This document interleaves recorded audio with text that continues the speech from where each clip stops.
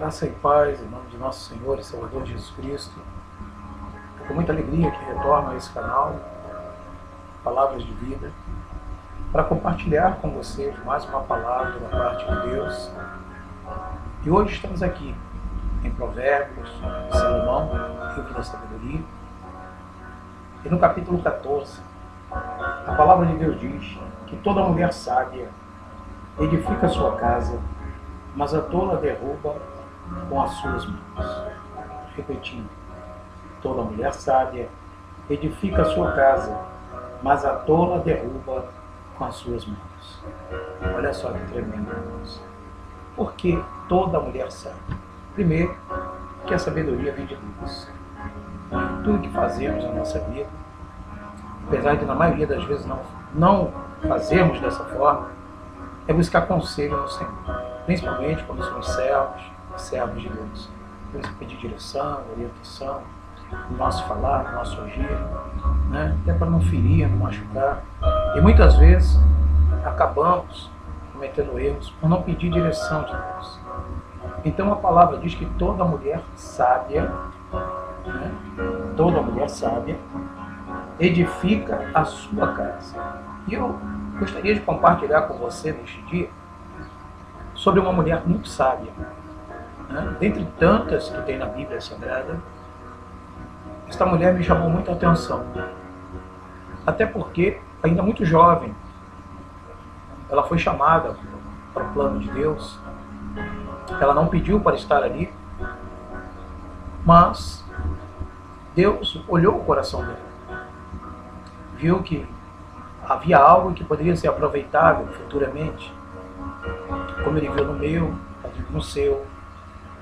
E ele separou essa jovem para que lá na frente ela viesse a ser um vaso precioso em suas mãos. Essa mulher que fala se chama Esther.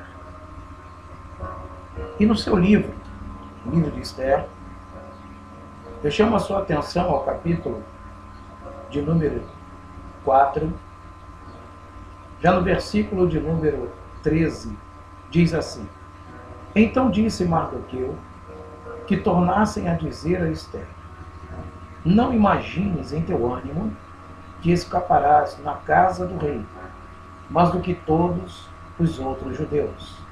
Versículo 14.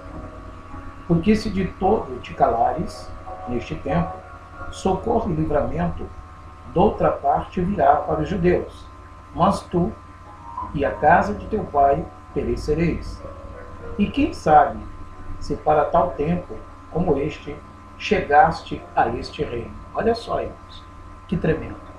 A sabedoria que Deus coloca no coração do seu tio Mardoqueu. Mardoqueu era tio de Esther, que até então se chamava Radassa, né? Nome lindo, né? E passou a ser chamada Esther.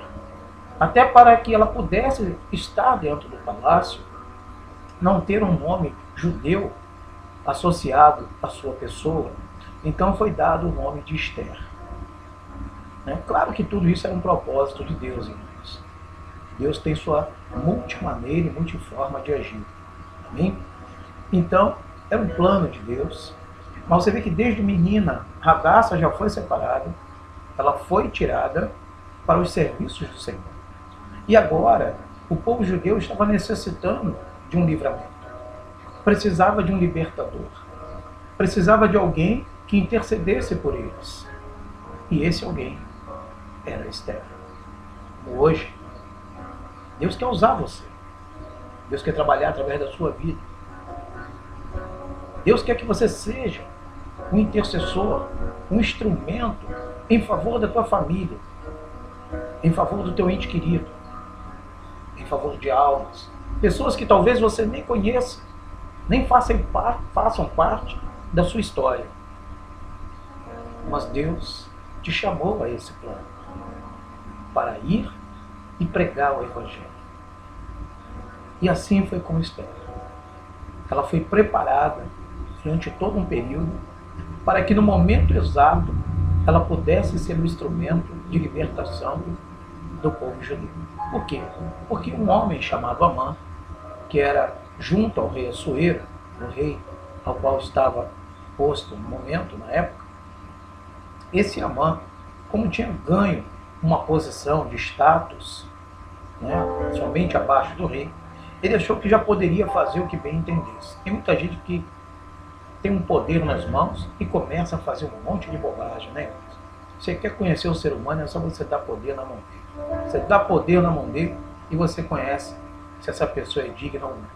E o Amã, né, não fugiu à regra. Ele acabou atropelando tudo.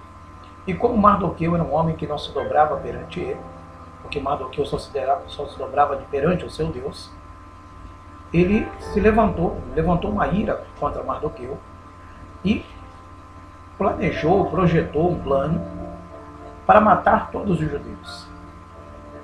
E levou isso até ao rei.